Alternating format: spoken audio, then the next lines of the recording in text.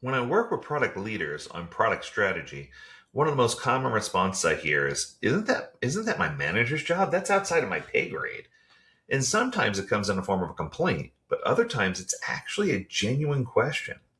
Either way, it usually reflects the same belief. Strategy belongs somewhere else above the product owners where they are. On paper, they're not entirely wrong. It does sound like something a manager should provide, but there are a few reasons it rarely works. It rarely works that way. Even in organizations where leadership does bring a good strategy to the table and not a generic direction, sometimes mistaken for a strategy, product leaders still have a major responsibility in bringing the strategy down to earth, not by translating it to a roadmap and executing accordingly.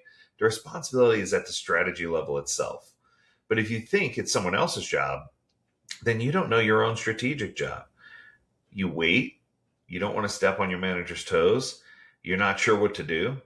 The right mindset is that you need to partner with your manager on strategy.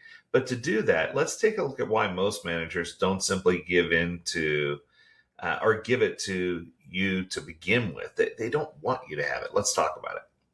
The first reason is simple, not because people disagree, not because organizations are messy, just because strategy and the thinking of strategy itself is hard. Building a strategy means holding a lot of information in your head at the same time, looking for patterns, exploring different theoretical directions and assumptions, connecting things that don't seem connected yet. It is deep cognitive work, and frankly, it's exhausting. I remember when I moved from being on a team that helped develop a portal for trust and safety to becoming one of the lead system design people in the organization. And I actually worked fewer hours. I didn't leave early because work was over or because I had to rush home. I left when I felt like I couldn't physically think anymore. My brain was simply fried for the day. It was done. That surprised me at the time. But I see the same thing whenever I finish a product strategy session with one of my clients. Even when strategy is your full time job, you don't have unlimited capacity for it. You can't produce hours and hours of high quality strategic thinking every single day, inside and out.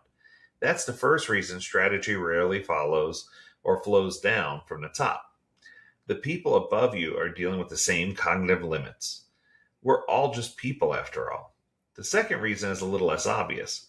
Most managers, CEOs, and founders have never actually seen good product strategy up close. They've never experienced what changes within a team has one versus when one doesn't.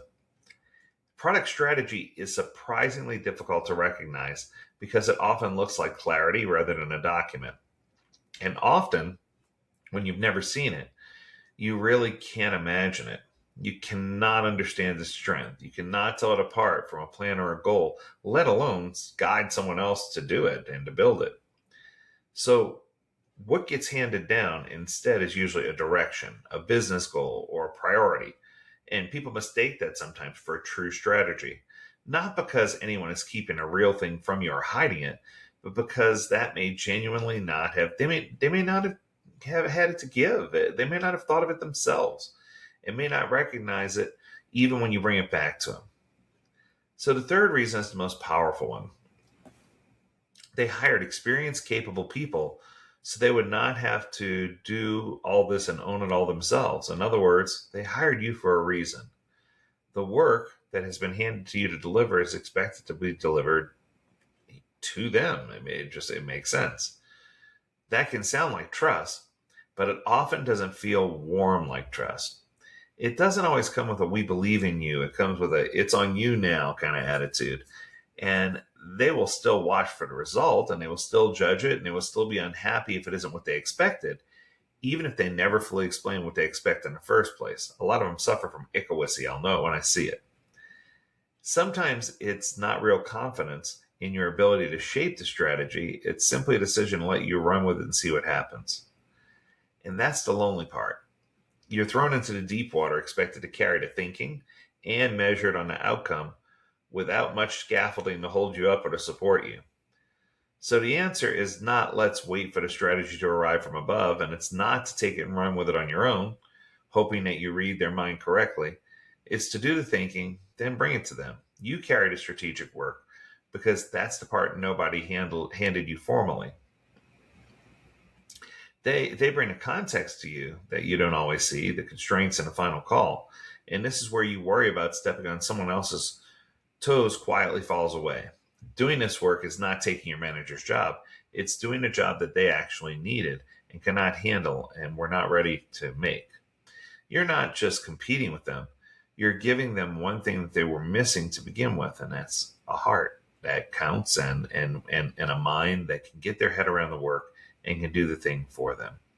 That's going to do it for this episode. I hope you enjoyed it. If you have a topic you want us to discuss, learn more at agiledad.com. We'd love to hear from you. And as always, we encourage you to stay healthy, stay well, and stay agile, my friends. Until next time, do take care.